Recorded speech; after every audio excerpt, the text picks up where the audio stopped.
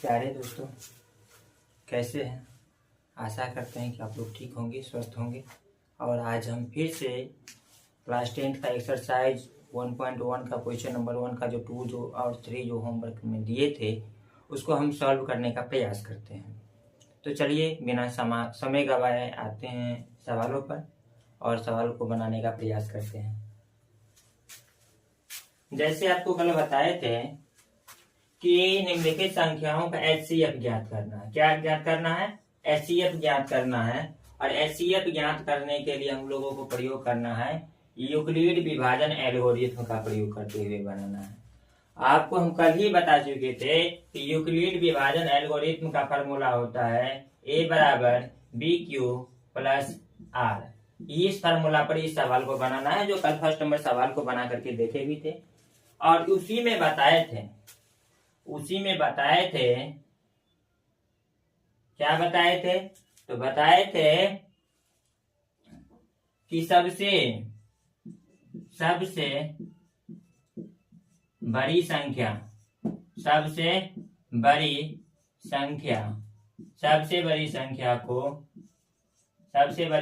को ए तथा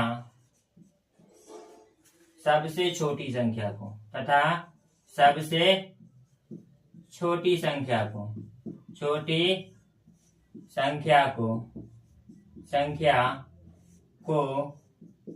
बी मानते हैं।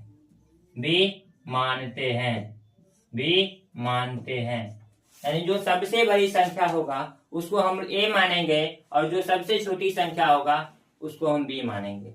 इस सवाल के अकॉर्डिंग अगर देखें, इसमें सबसे बड़ी संख्या तो हमको ये दिखाई देता है और सबसे छोटी संख्या ए ये है।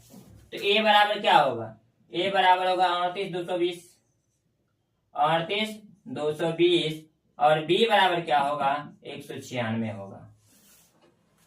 बी बराबर 196 होगा। अब हम कल जैसे प्रयोग किए थे, क्या प्रयोग किए थे?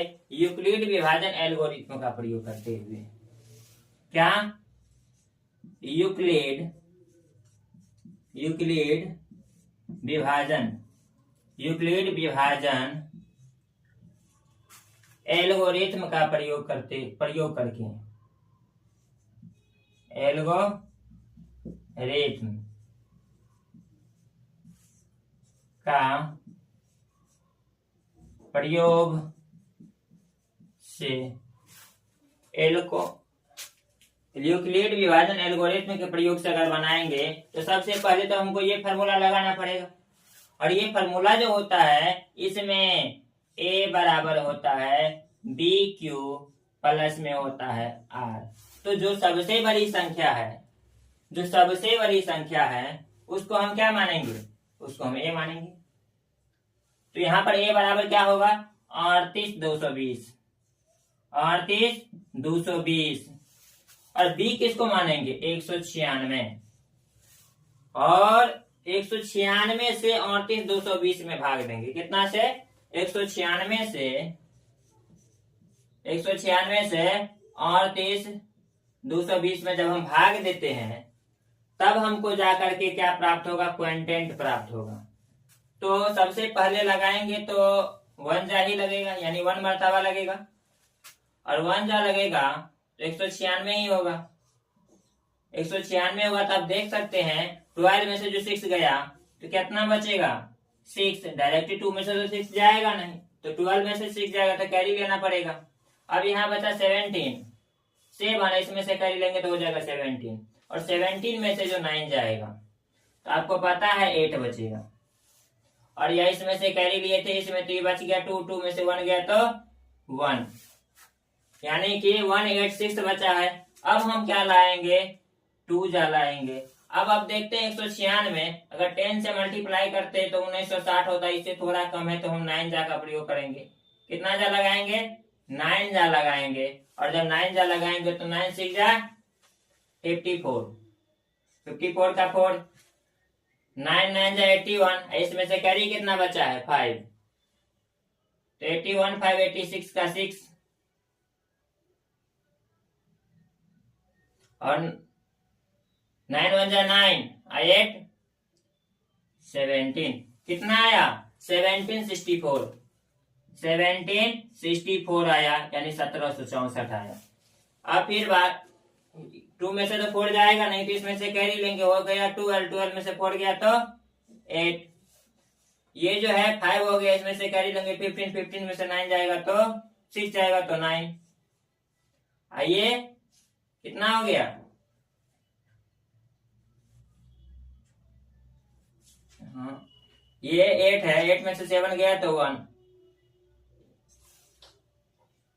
और ये कट गया, ये 1 नहीं सॉरी, यहाँ पर 8 था, 8 में से जो 9 जाएगा, इसमें से कैरी लिए थे तो ये हो गया 17 में से 9 जाएगा तो 8 में से 7 गया 1, यहाँ पर इसमें से कैरी लिया है ना, तो इससे तो कट गया ना, यहाँ पर हो जाएगा 0 आएगा, 0 आएगा तो कितना जा लगेगा, 0 आएगा तो 196 को अगर 5 से मल्टीप्लाई करते हैं तो 635 के 0, यानी कि 5 6 जा 30 का 0, 9 5 जा 45, इसमें से कैरी बचा है 3, तो 5 3 8 48 का 8 बचा 4, 5 1 जा 5 4 9, यानी 980 प्राप्त हो जाता है। यहाँ लगाए थे 9 जा और यहाँ लगा रहे हैं 5 जा, यानी कि 980 प्राप्त हो जाता है।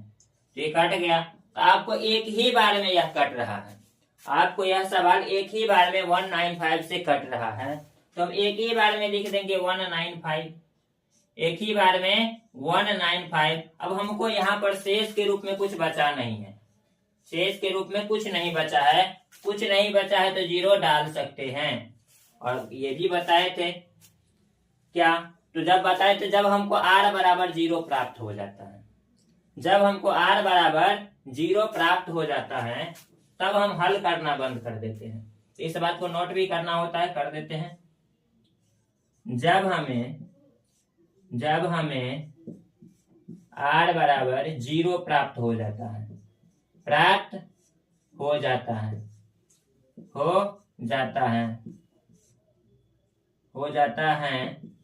तब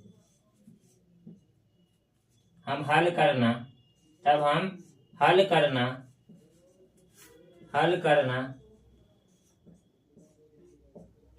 स्थगित कर देते हैं,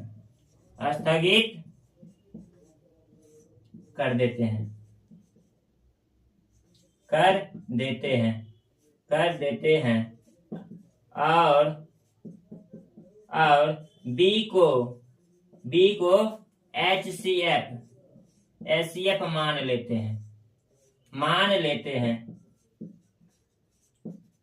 तब इस में देखेंगे तो हमको तो ये था और r बराबर 0 प्राप्त हो गया, तो इसी में ये b क्या हो गया, b तो ये हो गया ना, तो इसी को हम HCF मानेंगे, यानी कि b बराबर जो 196 प्राप्त हुआ है, यानी कि b बराबर HCF बराबर 196, यही मेरा राइट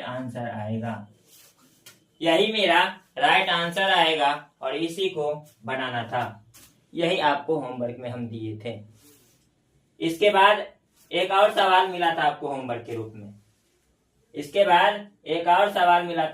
रूप में, वो सवाल था, शायद देख लेते हैं क्या था, 867 और 255, यानी 800 क्या था, 867 867 और 255।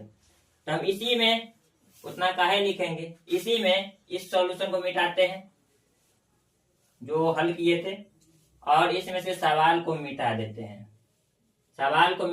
हैं, तब जा करके हमको प्राप्त हो जाएगा। बस इतना ही मिटाना होता है। अब आप लोगों को ये सुविधा नहीं है क्योंकि आप लोग तो कॉपी पर लिखते हैं, तो सुविधा नहीं होगा, लेकिन हमको ये सुविधा है तो हम प्रयोग करते हैं।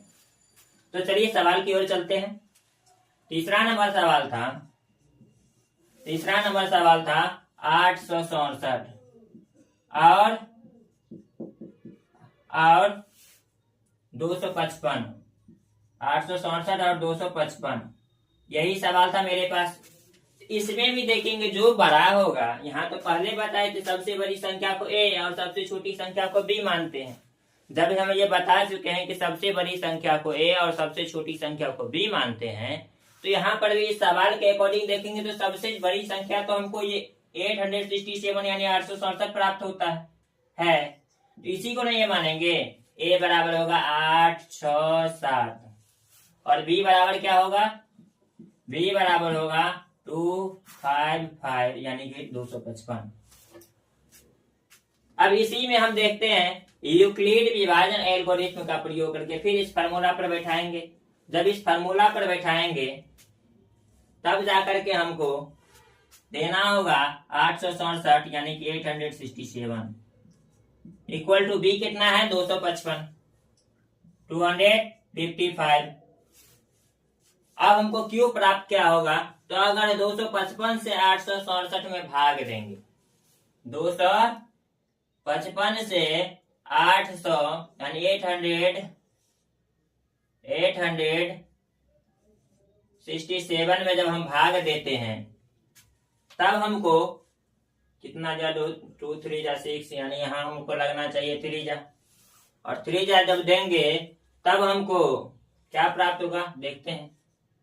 255 मल्टीप्लीकेशन 3 तो 5 3 जा 15 का 5 5 3 जा 15 1 16 का 6 3 2 जा 6 1 7 यानी 765 प्राप्त होता है। 765 प्राप्त होता है, तो 765 प्राप्त होगा। अब इसमें से घटाएंगे तो 7 में से 2 5 गया तो 2, 6 में से 6 गया 0 और इधर बच गया 1, यानी हमको शेष के रूप में 102 प्राप्त हुआ है। तो जो क्वांटेंट प्राप्त हुआ है 3, इसको मल्टीप्लीकेशन के फॉर्म में लिखते हैं 3, और जो हमको शेष बचा है यानी कि रिमेम्बर बचा है उसको हम नीचे प्लस में लिखते हैं, वहीं पर प्लस में लिखते हैं 102। अब हम इसको आगे फिर से सॉल्व करने का प्रयास करेंगे। तो 255 को अब क्या मानना पड़ेगा, अब ये मानना पड़ेगा क्योंकि आगे का सॉल्यूशन करेंगे तो अगले सवाल के लिए यानी इसी में आगे सॉल्यूशन के लिए ए बराबर 255 और बी बराबर 102 लेना होगा। तब जाकर के ए बराबर देंगे तो 255 को बाहर करेंगे और 102 को नीचे रखेंगे। अब 102 से 255 में भाग देंगे, 102 से 255 में भाग देंगे, तब जाकर के हमको कितना जा देना पड़ेगा, हमको लगता है 2 जा देना पड़ेगा, और 2 जा देंगे तो 104 होगा ना जी, 104 होगा। और जब इसमें से माइनस करेंगे तो 5 में से 4 गया 1 5 कट गया, हाँ यहाँ 204 होगा, सॉरी कट गया। अब यहाँ पर 51 प्राप्त हुआ, मल्टीप्लीकेशन कितना से किए 2 से, तो 2 से मल्टीप्लाई कर देंगे और जो हमको शेष बचा है उसको इस साइड में ऐड करके लिख देंगे। जो हमको शेष बचा है उसको इस साइड में हम ऐड करके लिख देंगे। तब जाकर के इस सवाल के अकॉर्डिंग फिर ए बराबर आगे के लिए आगे हल करने के लिए ए बराबर 102 को मानना पड़ेगा और बी बराबर 51 मानना पड़ेगा। हमको यहाँ जगह का अभाव होने के चलते हम इस साइड में नोट करते हैं, ध्यान दीजिएगा। हमको ए बराबर 102 माने थे तो 102 को बाहर करेंगे और 51 बी माने थे तो बी को मल्टीप्लीकेशन के फॉर्म में रखेंगे। और आपको पता है 51 2 जा क्या होता है 102, तो 2 प्लस में यहाँ पर 0, यानी r बराबर हमको जब 0 प्राप्त हो गया तो क्या करते हैं, r बराबर जब 0 प्राप्त होता है तो हम हल करना बंद कर देते हैं, और r बराबर जब 0 प्राप्त होता है हल करना बंद कर देते हैं और b को HCF मान लेते हैं। तो इस सवाल के अकॉर्डिंग भी देखेंगे तो r बराबर क्या हो गया 0, इसीलिए इसको यानी b बराबर HCF बराबर 51। ये मेरा इस सवाल का सॉल्यूशन था। एक और चीज जो हमको पहले बता देना चाहिए था उसको हम छोड़ दिए थे, उसको अभी हम बताने का प्रयास करते हैं इसी सवाल के जरिए। इसी सवाल में कुछ है।